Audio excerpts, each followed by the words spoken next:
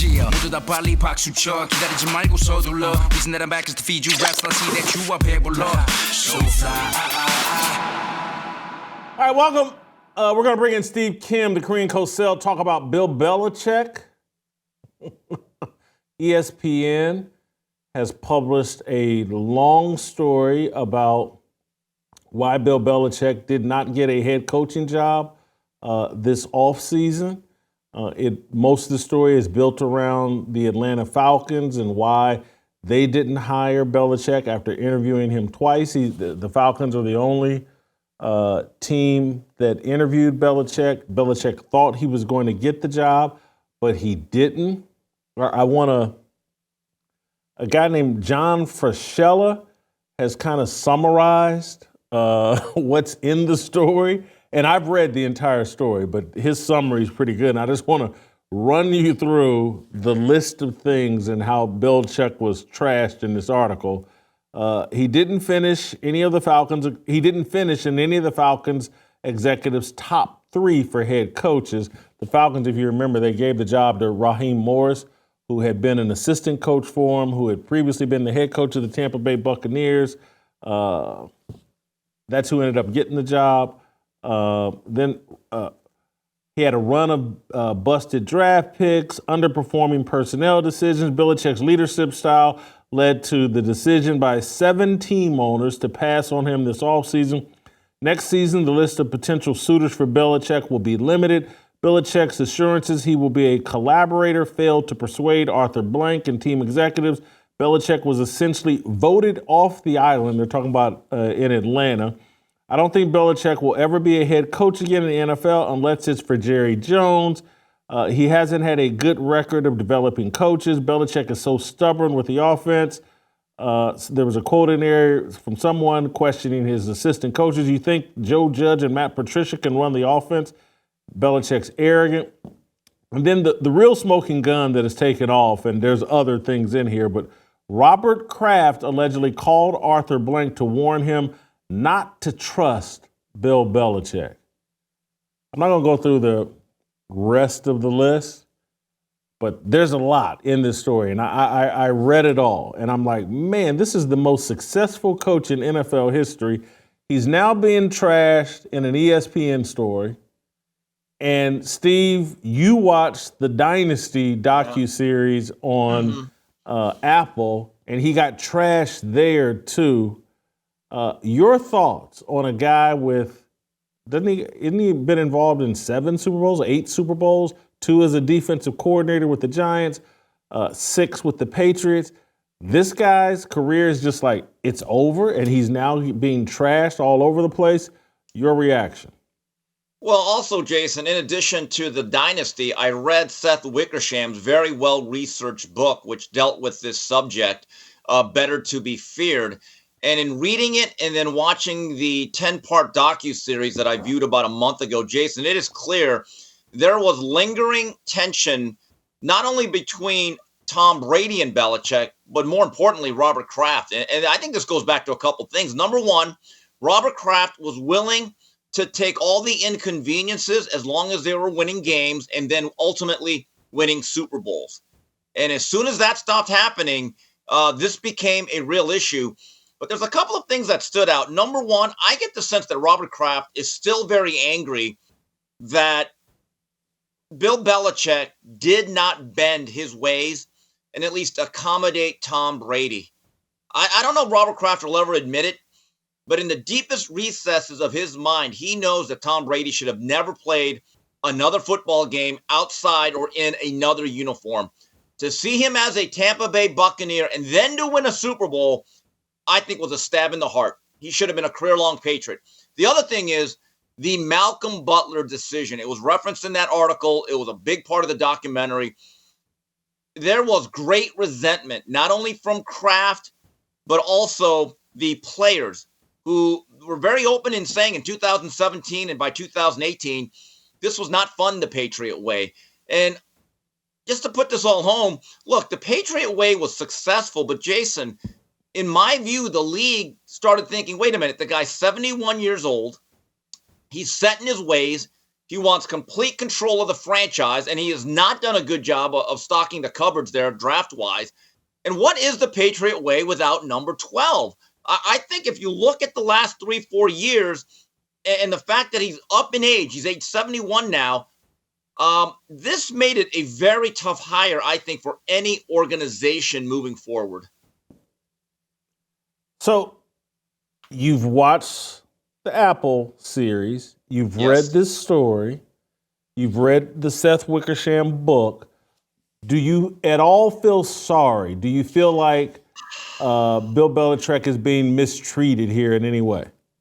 To a certain degree, yes. And I don't want to go there, but I'm going to go there because of what we do at Fearless. If this was a black coach with 8 championship rings and all those Super Bowls, the storyline would be, oh my God, how can you treat this guy this way? But since he's an older, whiter, grumpy guy that wrote a letter to Trump, which also did not play very well in that locker room, he's not going to get a lot of sympathy. But look, Bill Belichick is a guy that I absolutely respect. He's on the Mount Rushmore, one of the greatest ever. But here's the issue, though. He did not adapt. He did not become a guy that evolved, number one, to the player empowerment movement. I get it. You still have to be yourself, but you have to give in a little bit. Here's a moment that made me wince, Jason, on that Apple's documentary series. I get it. After a press conference, Bill Belichick is famous for the grumpy non-answer. You want to talk football. We're moving on to Cincinnati. I get it. That's what he is.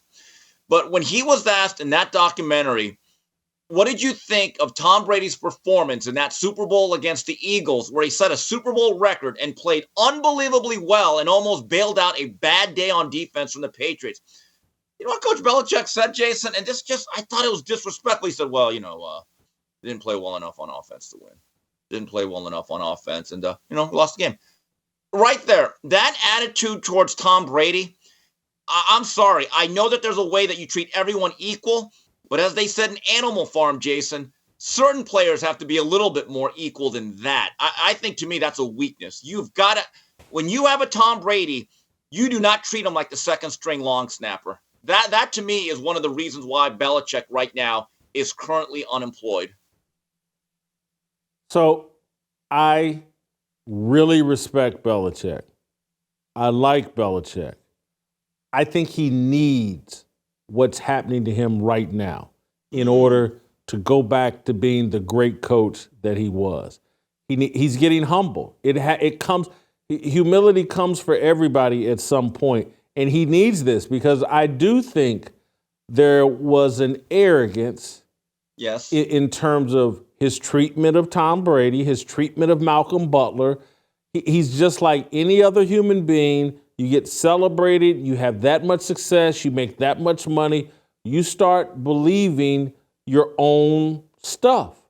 And you start saying, hey, you know what? My son can be defensive coordinator. And Matt Patricia can be offensive coordinator. And so I still think there's greatness within Bill Belichick, but like every other man and human being on the planet, they need to go through a humbling process. And I think seeing his reputation savaged the way that it is, that I think if, let's say, Jerry Jones hires him next season, I think the last 2 to 4 years of Bill Belichick's NFL career, he's going to be man on fire and he's going to have success. I would love the opportunity to hire him next season. Because I think he will have had a year to reflect and to mature and to adjust his approach and adapt. And I just think it's very necessary. So I don't feel sorry for him. Every man needs to be humbled. This will be good for Bill Belichick. Jason, I agree. I actually think a year off to recharge his batteries and to gain a new perspective would actually be very beneficial. I mean, he's been in this grind for 35, 40 years. Maybe a year off to see how things work across other organizations, how he can improve himself, his interpersonal skills. I recently read a story where Matt Rule, very good college football coach, had an unsuccessful run in the National Football League. But a guy that certainly knows football had a meeting with Belichick, and he basically said, my mouth was open and I was in awe because for 4 to 4.5 hours, this guy showed me what I don't know about football. He was absolutely humbled by the level of intelligence and how he broke down the game. But with that said, Jason, just to rewind a little bit, you mentioned how Matt Patricia and another defensive coach was put in charge of a young quarterback in Mac Jones, who early on, people forget this. Jason, Mac Jones was promising enough. As a rookie, he led them to the playoffs. And then if you look at the way he has drafted, specifically at wide receiver, it's been a disaster. And if I'm an organization, if I'm Jerry Jones, who wants to be the GM, because I think that's a non-starter in that relationship, any organization, and I think he went through this past off season, they're going to tell him, we want you to coach. We want you to do the X's and O's, but we get the Jimmy and the Joes, because he has lost his touch. Nobody wants to say it, but I'm going to say this again. Bill Belichick, the GM, may have made Bill Belichick, the coach, unhireable. And also, in terms of Atlanta, since this was the focus of the story, Jason, I think culturally, Raheem Morris, who had a run with Tampa Bay, didn't work out, may have been a little bit too young for that job, but in the last decade has done more than enough to get back at the table. I think he deserved the job, okay? But he's a young black guy with great energy, seems to understand today's players better. He may have been a better cultural fit in Belichick than in the city of Atlanta. And bless you. I'm going to withhold judgment on whether Raheem's going to have success in Atlanta. Very few coaches have a lot of success in Atlanta. There's a lot of distractions in Atlanta. And I know that Dan Reeves took him to a Super Bowl. Dan Quinn took him to a Super Bowl in Atlanta. But it's hard to sustain anything, I think, in Atlanta. So I'm going to leave Raheem out of this and just circle back once again on Belichick and about the lessons he needs to learn in terms of when he entered the National Football League 40 years ago, 45 years ago. He's an assistant for Bill Parcells. It was a league where coaches and players made nice livings, decent livings. Yeah. But it wasn't a league where coaches and players made generational wealth. And so that thing has, and so Bill Belichick's all business, not warm and fuzzy approach worked in that old school NFL environment. Guys made nice money, blah, blah, blah. But now when you're an NFL owner and you're signing up, Bill Belichick's getting paid $20 million a year. Players are getting paid $30, $40, $50 million a year. You're handing them $50, $60 million in guaranteed money. When you're passing out that kind of money, there's a warmth and a relationship you want to have with the people you're handing generational wealth to and really changing their life. And that was the other part of this story that resonated with me is like, man, Bill Parcells said it years ago. I think they said in 1996, you're never going to have a warm moment with Bill Belichick. And other people are saying like, hey, there's just no warmth there. There's no relationship there. There's nothing there relational-wise. And I think Belichick has realized that that's cost him. And that's why, Steve, they've announced today he's going to be with Pat McAfee on some sort of draft special. He's doing something with Peyton Manning and those guys at Omaha Productions. We're about to see the Bill Belichick personality makeover. Hey, I'm warm and fuzzy. I got a sense of humor and blah. And it's probably necessary. Well, Jason, can I point this out as someone that watches an inordinate amount of NFL films and documentaries from the 80s and 90s and current day stuff? When Bill Belichick actually sits down for those shows, he is really good. I'm just telling you, he's not the same guy that just grumbles and says, we'll talk football. He's not that guy. I still remember when the NFL Films about 5 years ago did their top 100 players of all time. And in studio, I believe it was him, Rich Eisen, and Chris Collinsworth, and they would bring on guests to talk about this player or that player.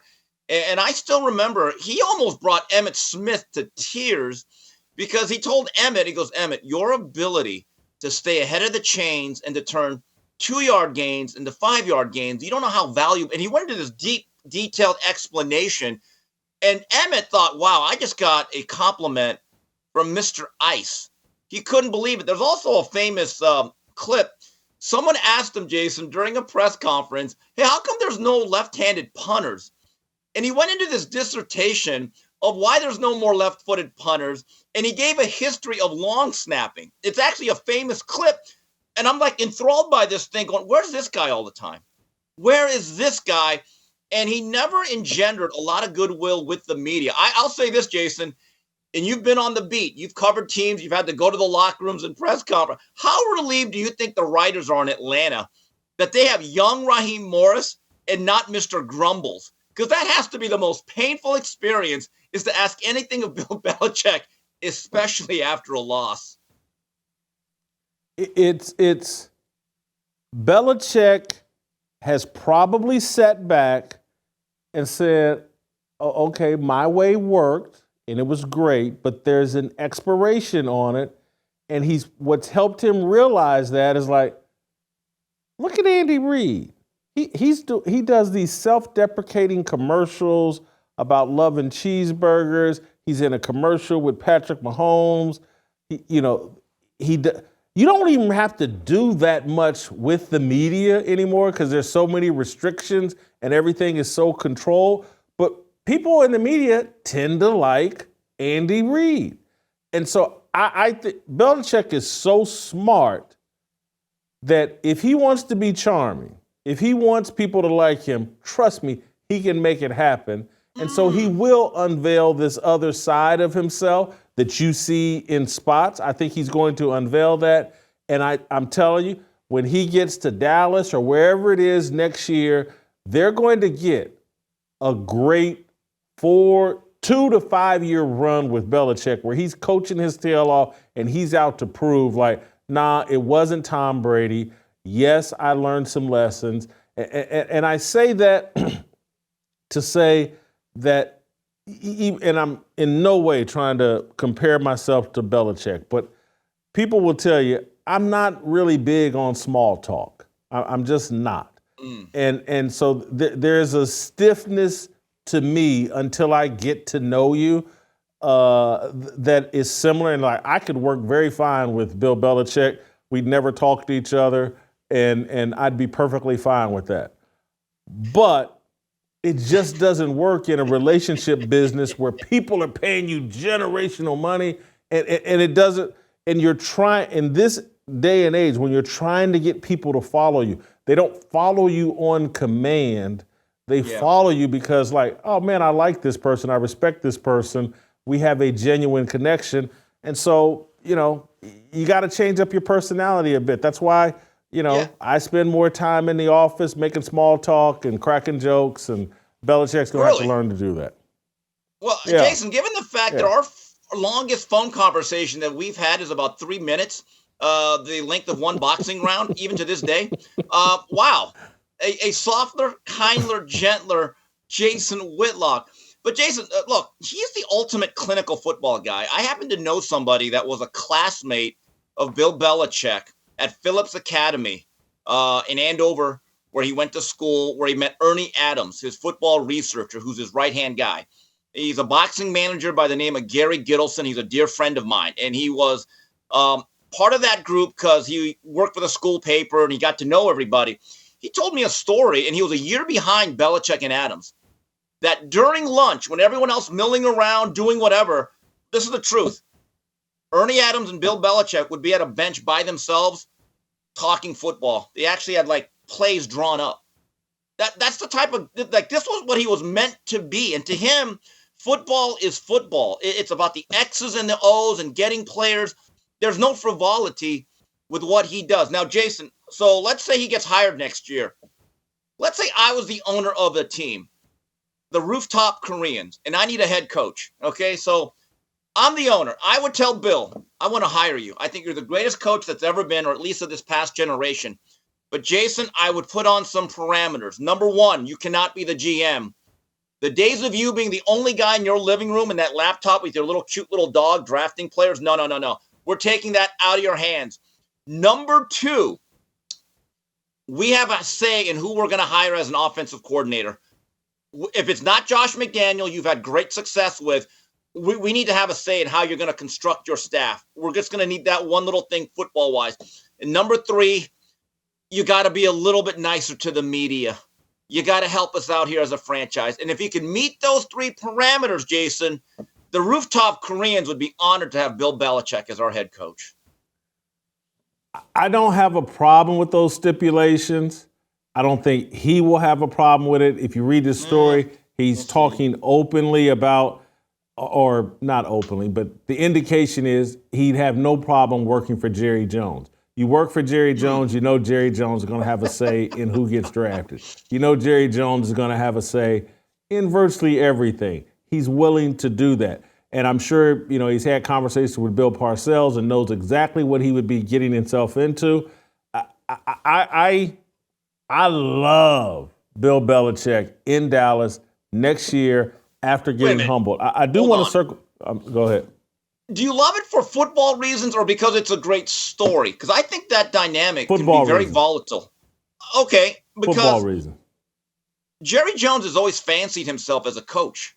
That's one of the reasons why him and Jimmy Johnson broke up at the end. Jimmy had no respect for his football knowledge and the fact that he thought he was a part of the staff and he wouldn't give him any credit. And Robert Kraft, for better or worse, just was an owner. He never interfered. He rarely gave interviews. You're talking about an owner in Jones who literally does a post-game interview after every single game and gives his opinions on it. So after a tough loss, Jerry's a little hot under the collar, says a few things. How's that going to play when a media member asks Bill Belichick, well, Jerry Jones said this about that decision? I mean, I'm waiting to see it. I actually think it's one of the most fascinating dynamics that you could have in the National Football League. Steve, I think your Jimmy Johnson bias is showing up a little bit because Jimmy Johnson should have tolerated that a bit more. He didn't have to run away. He didn't have to. 'Cause they were winning Super Bowls. Jimmy Johnson could have been the Bill Belichick of his era if he had put up with Jerry and quit worrying about what Jerry said and just, hey, man, you're winning games. Look at this roster you got. You got the best offensive line in football. You got a great quarterback. You got a great running back, great wide receiver, heck of a defense, an owner that will spend the money to bring Dion in. And, maybe Jimmy should have had a bit more patience with Jerry. But, I'm not saying Jimmy's totally wrong, but I'm just saying you're a tiny bit biased. I want to circle back to because I didn't respond to your earlier point that I just want to cover a bit and let you even clarify. I do agree with you that a black coach with Bill's resume, everybody would be screaming to the rooftops, how come the guy doesn't have a job, and how dare you question or second guess anything? Because, again, look at how Deion Sanders is treated. Anybody asks Deion any questions like, don't you know he won the SWAC or he won, he won the Negro Leagues championship? My God, how can you question Deion Sanders? And so if that standard exists for Deion, if Deion had if he had one Super Bowl, if 2 Super Bowls, he's untouchable. There is truth to that. And the other thing I thought about, as it relates to Robert Kraft saying, hey, don't trust Bill Belichick. These are the types of real conversations that go on with ownership and people in power positions. And they're not just conversations reserved for black people. And that's what I find fascinating is that Robert Kraft can call another NFL owner and say, hey, man, I'd be leery of trusting Bill Belichick. Why can't Stephen Ross of the Dolphins call somebody and say, man, Brian Flores, this disloyal SOB, snitched on me for trying to cut a deal to get Tom Brady or whatever. Was it Tom Brady or Jim Hall? I can't remember what he snitched on him about. Don't trust him. If an owner had said that about Brian Flores, the universe would melt. Oh, my God, that's the most racist thing in the world. But the truth is These are the conversations that go on at that level about any of these guys. There's so much money on the line. There's so much ego and legacy on the line that you do have to be leery of these people, and you do have these conversations about, I don't know about that guy. He may snake you. He may undermine you as the owner or undermine your other executives. These are the conversations that go on in football, and I wish we would quit racializing them. Yeah, I don't disagree with you. And we're talking about a coach in Brian Flores that's a few Lombardi trophies behind Belichick. And Jason, to your point about my Jimmy Johnson bias, now that I'm not dyeing my hair anymore, I do have the Jimmy Johnson chrome bumper coming in. So point taken. I'll defer to you on that one. Oh, you're committed to not dyeing your hair, or is this just a brief moment? No. I'm going to be now the silver Asian crouching tiger. It's time. No more jet black. Wow. I'm going the whole opposite direction. I'm looking at my gray hair, and all I've been thinking about for 2 days is like, man, where's my Just for Men? I'm going to give this a shot. Let's see where we are in June and July, Jason. Nothing's forever. Come on. All right. Well, thank you, Cosell. Great job as always. We'll see you next time.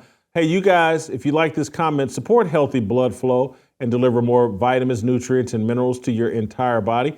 Get started now for a healthier, happier you by visiting cardiomiracle.com/fearless. You've been wondering what I've been sipping through this entire conversation with Steve Kim? It's my Cardio Miracle. They have a 60-day, no-risk, 100% money-back guarantee. This stuff works. It's great. It's why I look so good. Anyway, thank you for watching. cardiomiracle.com/fearless. 15% saving. Use my promo code. We'll see you next time. Don't miss a second of Fearless. Hit that like button and subscribe to keep up with all of our latest content.